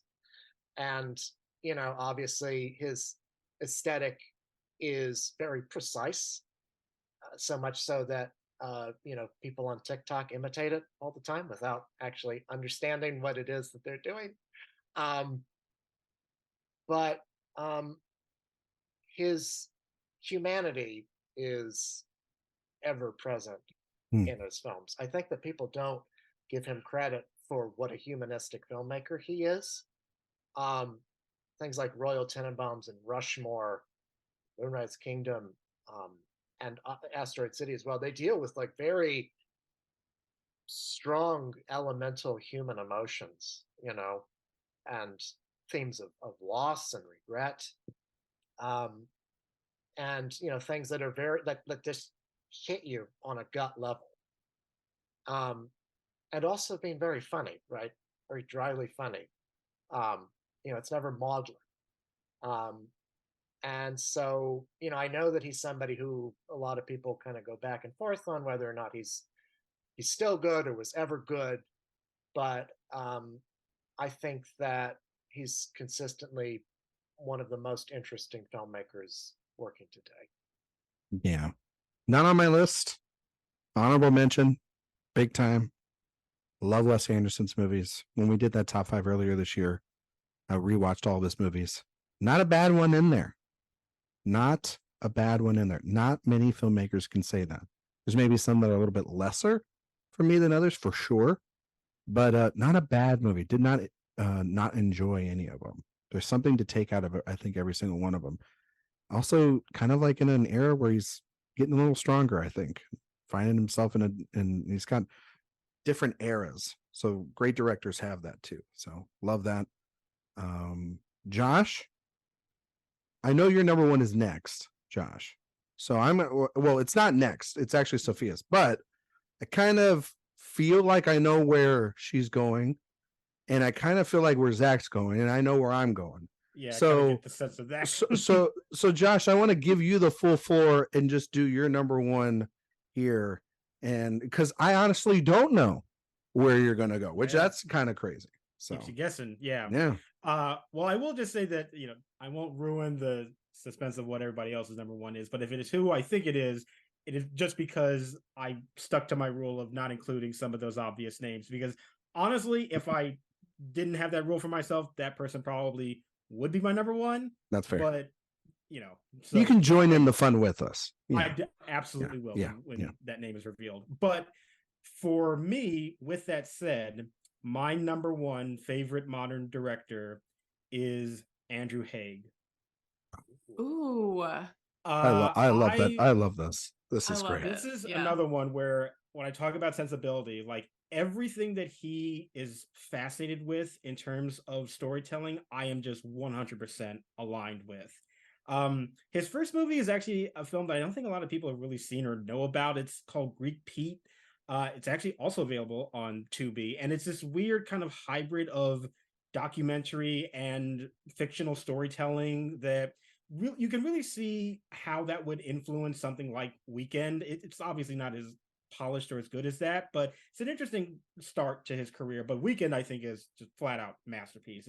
It's another one that affected me so much when I first saw it, that felt like it had a very specific point of view in terms of how relationships between gay men operate in this very particular kind of circumstance that you have to navigate through. But at the same time, there's a universality to it because everybody can still imagine themselves being on the cusp of a relationship that you don't know is going to work, but you still want it to happen. But there's all these other things going on that lead you to it and lead you against it. And I just found it to be just a masterful work. And it's another movie I think is one of the best of that previous decade. And 45 Years is, I think, very similarly. It's like completely different in terms of the type of story it's telling, but again, so focused on a specific kind of relationship and those dynamics that occur, and you're just so intrigued by how it's going to unfold. And even Lean on Pete, I know that's sort of the one that gets talked about the least out of that group, but I still really like that movie too. I still think it is just such a grounded approach to explore very real human emotions, and I find that is persistent in everything he works on. And even the TV stuff like Looking and the North Water. Like, I think those are still really strong works too. And he's got another movie coming out soon as well that I cannot wait to see. I'm so incredibly excited because I do think that he is just one of the best filmmakers when it comes to character. I love that he seems to have such a love for character too, and no matter where they come from, it just seems like his stories are kind of different, but what connects them are just a real appreciation for the very natural dynamics that these people have with each other and the world that they exist in. And I'm always fascinated by his method of storytelling and the intimacy that he really strives for in those spaces. So yeah, he is my favorite working modern director. I think he is just a masterful, brilliant artist. Yeah. I can't wait for Strangers. Yeah. Mostly just for Paul Mescal and Andrew Scott to do what we all know that they should do in that movie, which is just I'll leave it up to the audience's imagination. But yes, it's just going to be.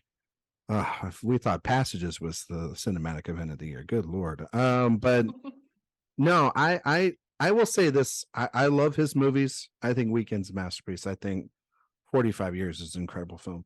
Lean on Pete, good movie.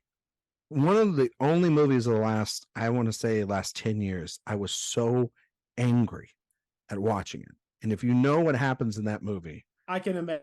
I was like sitting there a lot. yeah, I was sitting there at home. And I went, no goddamn way. And I think the rest of that movie, I just sat there in it, and I was so like affected by it. And also, I watched Lean on Pete and The Rider back to back on the same day, and I watched The Rider first, and that movie's just got emotions, and you're on a high from that. I would not recommend that as the sort of Barbenheimer of 2017-18 of that year of I would definitely watch Lean on Pete first and then The Rider if you're going to do the horse movie experiment. But yeah, he's an incredible visual and filmmaker. Yeah, and you're right, Josh. His characters, there's so much care put into them. And yeah, I never got to see the North Water, right, with Jack O'Connell and Colin Farrell. Yeah, and it's this mini series that they did 5 episodes, and I think it's on AMC Plus. Yes, it's I've been signed up for AMC Plus just so you can it. get it. Yeah, I no one ever told me if it was good or not. You watched it, obviously. Was it good? Yeah, I enjoyed it. Yeah, I thought okay. Again, it's that attention to character that I think he does so well, and yeah, I did enjoy it for sure. Okay, all right. Well, we're here. We're at Sophia's number one. I think Zach's number one, and I know it's my number one. So, Sophia, I'm going to give you the floor, and you can reveal who the 3-way tie director that we're all picking here is. Yeah, my number one is Darren Aronofsky. No, we talked about it. It's Taika Waititi. Right. Is Paul W.S. Anderson. Oh my God. Anderson. No, I'm sorry, y'all. It's obviously Paul Thomas Anderson, aka PTA. He's my favorite aka working Dad director, aka Dad. Yes. Sometimes I can't articulate just how personal his films are to me, but they just are. I'm always like overcome with emotion whenever I watch them, and they've just been really powerful for me in my personal growth. So like I would not be here if it was not for PTA, as in like here recording this podcast, writing reviews. I would not be thinking about film in the same way if it were not for this man. And he has a certain sensibility and style that other filmmakers today just do not have, and that feels so refreshing. He's, really indebted to filmmakers of the past that I love, like Altman and Kubrick, but nothing is surface level. There's a lot of ambiguity, and he's not afraid of that. And he's not afraid that modern audiences are afraid of that ambiguity. And he builds these really complex characters, people who are very hard to love on the surface, but there's always something deeper underneath. And I think it's also why he's gifted us with some of the greatest performances in film history. And I think his films at the center are really all about what happens when characters enter each other's orbit and one disrupts the order of things for the other. And I love that he loves that theme and how present it is throughout his films. And I think that, he sometimes, and that theme really presents a difficulty for audiences today because he loves the darkness within the light. And I personally just love that, how he loves relationships and violence and what kind of violence that is and what it looks like and everything. And I think also just baseline, our senses of humor really click. Like I find all of his movies to be very funny, even the ones that are not comedies. Like There Will Be Blood is hilarious. The I movie's laugh hilarious. throughout The Yeah. Master. I laugh throughout Phantom Thread, which is my favorite film of all time, which always feels weird because it's not that old, but it just is. I love him so much, and I'm so happy that he's still working today, and I will defend and stick up for just about everything he's ever made. Zach, why you love PTA? Why do I love PTA? I don't know. I guess that's like asking why I love drinking water There you go. or That's the breathing right. air. That's the right answer. These are the right answers. God, I mean, again, like it all kind of a lot of these people I've talked about are just people that I've discovered their films at like a pivotal moment in my life when I was first getting into films.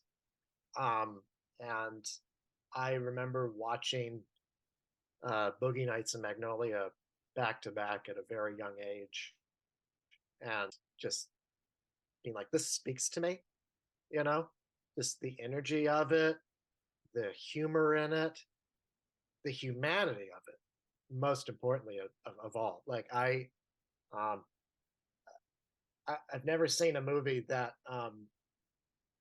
sums up, the the idea of found family quite as beautifully as Boogie Nights.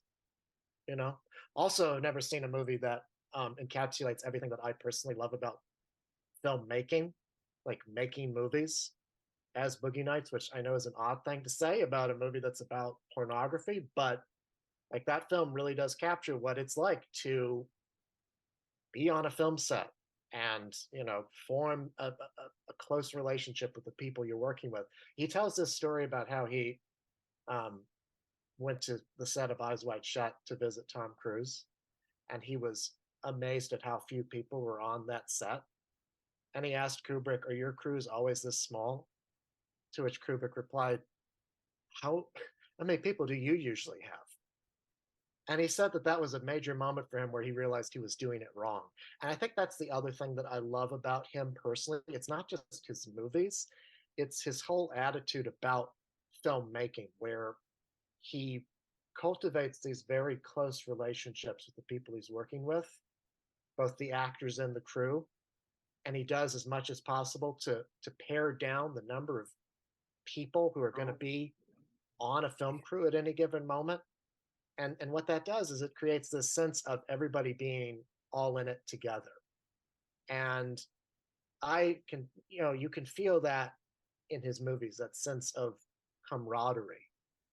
And I think that's just a very special thing for a director of his stature, who's made the kinds of films that he's made, to have never lost sight of that. I mean, there's another anecdote, and I'll make this brief because I could go on forever talking about this guy.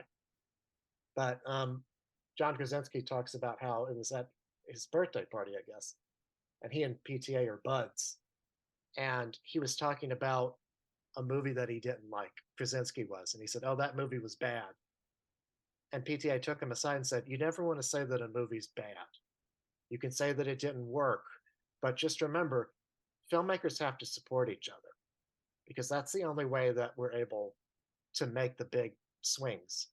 And that's just like so. Like I used to see this guy around town when I was working at the ArcLight in Sherman Oaks. He would just come to see the junkiest movies possible for like 30 minutes at a time. Hell yeah. And it's just like, because for him, it's like never lose sight of what made you want to get into this in the first place. And it's easy to lose sight of that. The bigger you become and the more expensive your films become and the more stature you gain. But I just really appreciate how for him, it's always just like, let me remember what it was like when I was a teenager growing up in the Valley, wanting to be a filmmaker. Yeah. There was this thing that happened a couple weeks ago, and it's when David Zaslav was trying to get rid of Turner Classic Movies. And there were 3 directors that basically had a meeting with him to basically tell him to cut that crap out. And one of them was Martin Scorsese, the other one was Steven Spielberg, and the other one was Paul Thomas Anderson.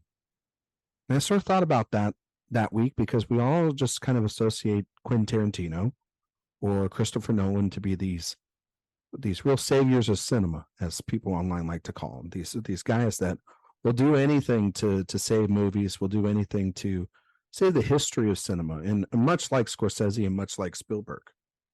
But I think people kind of forget about Paul Thomas Anderson and just how this man has gone to Spielberg and Scorsese and Altman and Kubrick and all the greats over the years in his film, during his time, worked alongside some of the great actors of all time that worked with all those great artists, had conversations with dozens and dozens of actors, and takes all that in and really, like you're saying, Zach and Sophia, really then puts that in his movies. He's got at least 4 or 5 movies that inspire the creation of his films, much like every other direction does too. But then he takes those inspirations and he crafts these epic stories that speak to me more than pretty much anyone else. All those movies are great. Even Hard 8, I know it's his debut. It's probably the lesser one of his filmography, probably number 9 right now for anyone else. And that's the thing, he's only made 9 films, but he feels like he's made so many films. But there's an argument to be made that he's made the best film of the 90s. He's made the best film of the 2000s. He's made the best film of the 2010s. And for some, he's made the best film so far this decade with Licorice Pizza, depending on who you talk to. Or at least movies that are in the conversation throughout those decades. I think There Will Be Blood is the quintessential American masterpiece of the 21st century. And there is no denying that. I think Phantom Thread is one of the most rewatchable films I've ever watched in my life. I think Boogie Nights is an insane film to make on your second adventure. Oh, and then you follow it up with Magnolia, which is even much more insane. And then you follow that up with challenging yourself as a director to make a 90-minute film while still obtaining your aesthetic. And then you make these 2 giant epic stories in There Will Be Blood and The Master. Then you take an unadaptable novel in Inherent Vice and decide, you know what, I'm going to make this generation's The Long Goodnight. And then Phantom Thread comes along and, I'm going to make this generation's Rebecca. And then Licorice Pizza is a throwback to Boogie Nights, but also deeply and darkly funny. And his movies are complicated, and the conversations around them are tedious and tiresome for just on the surface level, because like Sophia's mentioning, there's so much nuance to his films. It takes 3, 4, 5, 6, 7 watches in order to get every detail correct. And he's a little bit of a prickly guy. There's no denying that. He's very sensitive when it comes to in interviews that I've read over the years about his craft, but it's because he loves it so much and it's very precious to him. But when you see him not doing just one-on-ones and he's in group settings, like I think it was the opening night film for a screening, I think it was Rio Bravo, and they had Spielberg and him out on the stage, or when you see those panels at Santa Barbara Film Festival where he's there, the classic one is in 2017 with Del Toro and Nolan and Jordan Peele and Greta Gerwig, and where is he? In the middle of all of them. He's the last person that they talk about before everybody comes up on stage, and they're all talking about how Peele had this funny story of how he was obsessing about Phantom Thread, and when he told Paul Thomas Anderson that he watched it on a screening, it felt like he lost him, because he was like a screener, like a disc, and not watching it on screen. Before, I think Nolan and even Tarantino started really getting into the film, like preservation business. PTA, I think, was doing that with like The Master and There Will Be Blood, and trying to show 35 and 70 millimeter screenings. I remember seeing The Master in college and seeing it on 70 millimeter. It was just an incredible experience. There Will Be Blood is a movie that if I didn't see that, wouldn't be here, just like Sophia, probably just like Zach, probably just like Josh. Such an important film. But yeah, he's also this guy that has Turner Classic Movie on in his house all the time. He's also a guy that's married to one of the funniest women on the planet and has 4 children and lives in the same place in which he shoots most of his films, which is in the San Fernando Valley. And he's gotten the best work out of probably one of the greatest actors of all time in Daniel Day-Lewis. He is known to have these great performances from another one of my favorite actors of all time in Philip Seymour Hoffman. He works great with kids. He works great with adults. I mean, he's got Tom Cruise's best performance, or one of his best performances. Who wouldn't want to work with PTA? And I've watched all of his films recently for a project that we'll be doing here at Awards Watch. And I can say this, is that when people ask me who your Mount Rushmore are, Sophia knows this. It's Martin Scorsese, it's Hayao Miyazaki, it's Spike Lee, and it's definitely Paul Thomas Anderson. And honestly, I might say that he's more important to me than even Martin Scorsese. And that's saying a lot, because I love Marty probably as much as Sophia, if not more than Sophia. Because I saw some, and I saw Sophia's face. She was like, or even Zach, but Zach's the resident, like, I'll defend this movie for whatnot. But Scorsese yeah, I has think a rough period for me. Yeah, but I do love him deeply, of course. yeah. But I think then Paul Thomas Anderson, yeah, he's my favorite filmmaker, and period. And I don't really, you get to the point where you get frustrated with certain people and how they talk about his films, and I think that just shows the love and care that you as an audience member and attachment to somebody that has the best intentions for not just yourself but the rest of the audience watching the films too. And I don't know what his next project's supposed to be. One, it'll be his 10th film, which will be extraordinary, but supposedly it might have Leo, it might have Joaquin Phoenix again.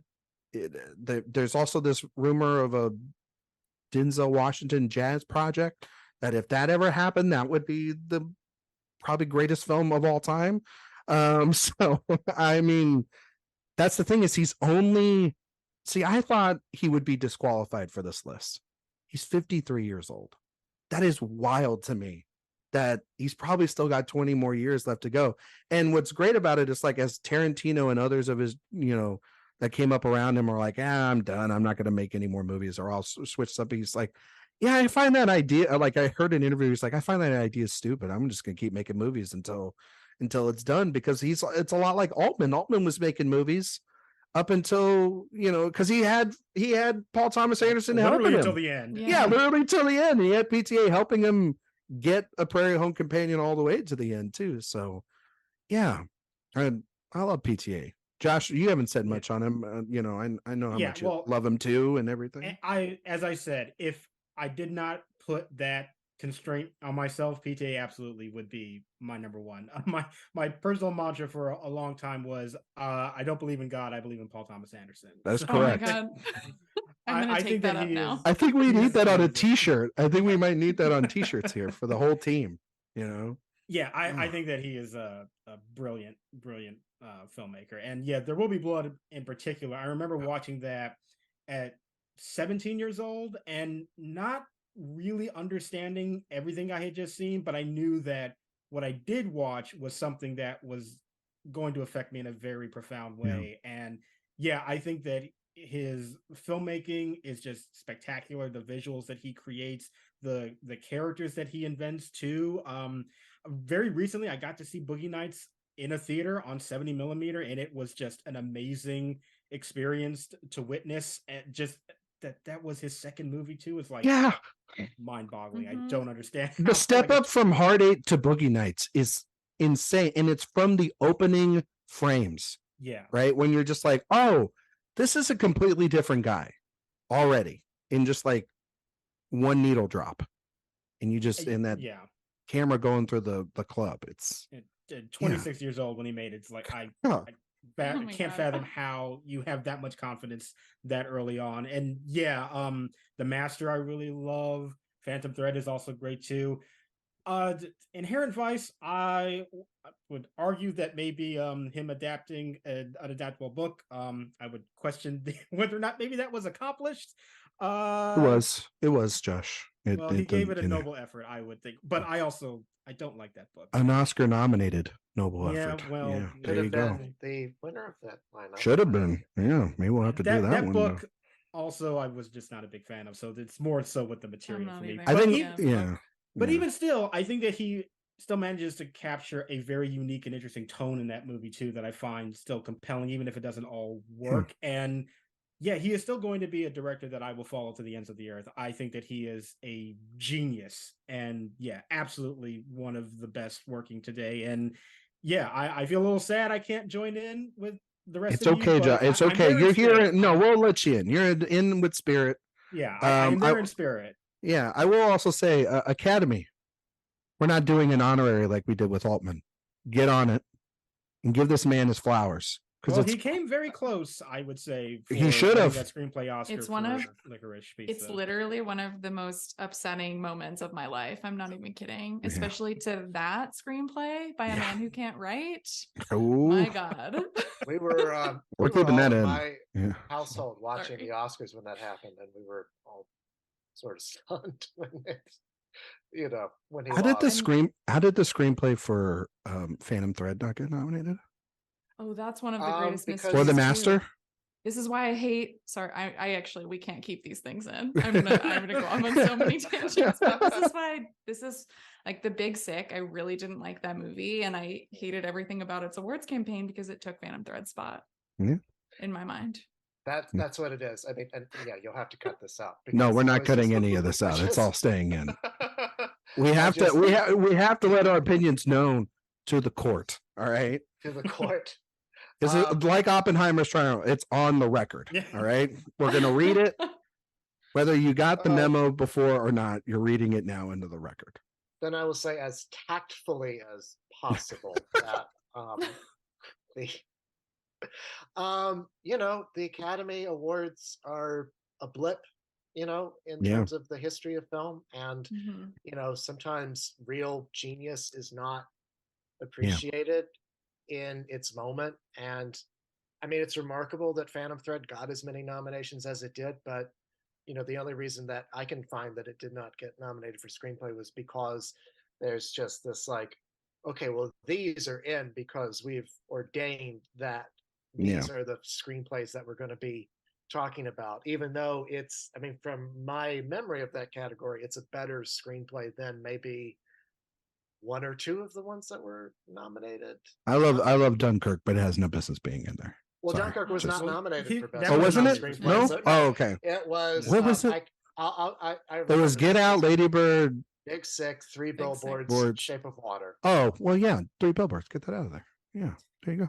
Yeah, there are a couple that could get lost. Shape of Water, too. but- Oh, we're at it. I Let's was go. gonna say though, I do wonder, like in my mind, sometimes, like as much as I want PTA to win an Oscar, like is he too cool for them? 'Cause there Yeah. are many filmmakers who are right who never won, and that's David kind of a badge Fincher. of honor. Right? Yeah. Fincher's one of them right now. Right. I think that the people look at PTA the same way they look at David Fincher, the Academy. I think they Yeah. look at those two guys as punk rock MTV directors, without acknowledging the fact that they've grown immensely Yeah. as craftsmen throughout their careers, but also that even during their days when they were moving the camera around in really crazy ways, or like making films that were, I guess you could say, a little bit more edgier, there was always that intelligence at the center of those movies, and there was always that humanity. And that's why we're talking about movies like Boogie Nights or Seven or Magnolia or The Fight Club, all these years, all these decades later. And we're not talking about some of the films that tried to rip those off or came Yeah. out at the same time. It's because those guys, even at that young of an age, were really smart, humanistic filmmakers. And A lot of it comes from who their influences were, but also it just comes from, the amount of life experience Yeah. that they've had.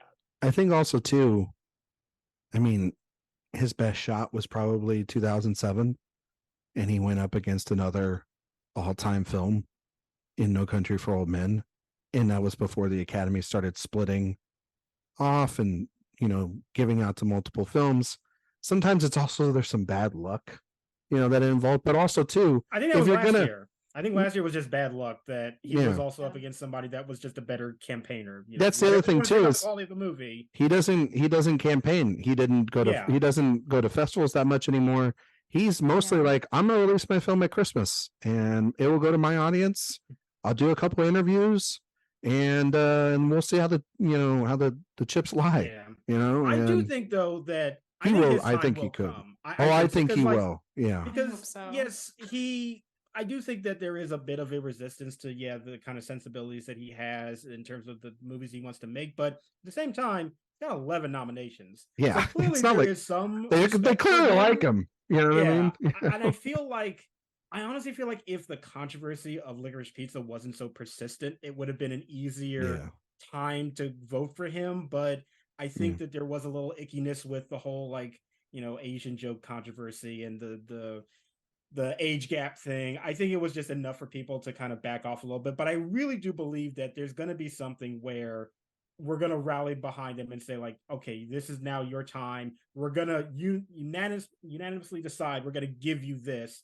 It just hasn't happened yet, but I fully believe it's going to be there in the future. Yeah, I think that there were people in that Oscar year a couple of years ago going, I don't even think it was more the controversies, Josh. There were people going, I don't want him to win for screenplay. He should win for director. And it's like, it doesn't matter. You just win a damn award, period, and give the man the flowers. And he's actually, when I was rewatching the films, he's an incredible writer. People don't give them that because I think that people just it's like a lot like Tarantino. People just assume Tarantino, who is a great writer. There's no question about that. But Tarantino is also a really good director, a very good director, and his visual sense is just as good as his writing. And people, I think, forget with Paul Thomas Anderson, they see him as a director, the master behind the camera, but they forget about these deeply layered stories and characters and his humor. Like Sophia was mentioning, he's got this sort of sick humor behind him that's really great. And it's no wonder why he was the one up there last year, giving Todd Field his flowers for Tar, because he's like, yeah, this movie's hilarious. I don't at the DGA because he's like, I vibe with this. But no, I think that either one of these two projects, whatever he's going to make next, if he's working with Leo or he's working with Denzel, it's kind of undeniable talent to kind of work with to then put yourself on maybe that platform you're talking about, Josh, because it's a lot like how he almost put himself that very close with There Will Be Blood, with working with arguably the most popular actor of his generation and giving a masterful performance with There Will Be Blood and Daniel Day-Lewis. So, but you know what? If he never wins an Academy Award, man, it's not going to tarnish his legacy at all. And one person who I wanted to put on this list, but I couldn't because he was too old by 2 years, was Todd Haynes. Yeah. Whose entire filmography I just rewatched. He's had a single nomination for screenwriting. Never been nominated for directing. You think about what Todd Haynes has meant in terms of his influence on cinema, and like younger generations of filmmakers coming up, and how, Carol has become this acknowledged modern classic, and how Far From Heaven has been acknowledged as one of the best films of the 21st century. Mm-hmm. It doesn't matter. I would love to see him with a statuette one of these days, but it's not going to take away from the influence that those films have had. Yeah. I mean, Zach, another person that we talked about earlier is Wes Anderson. That is another person that They have massive influence. Even I think of someone we didn't mention him, was Richard Linklater, someone that has massive influence in the indie film world as well. I mean, if we want to real quick, just do some honorable mentions. I mean, I mean, there were some that do have Oscars, others that don't. Like, you know, the people that do have Oscars are on my list are like Bong Joon-ho or Tarantino, you know, Jordan Peele, Nolan.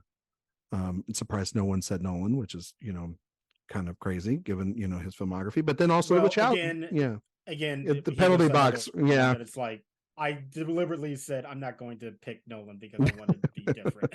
but yes, someone, clearly he would be high up on my list too.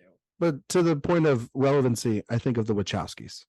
Their stamp on modern cinema because of The Matrix is far more than what an Oscar will ever give them, because they changed cinema, period, in the story with that film and with a lot of their films and how they tell stories. So those are kind of my honorable mentions. Sophia, did you have some honorable mentions? Yeah, so I read some of mine at the beginning when I was introducing my number 5, but one that I wanted to put on my list, actually two that I wanted to put on my list that I find just thrilling now whenever they have a movie coming out. Kelly Reichardt, I love everything that she makes.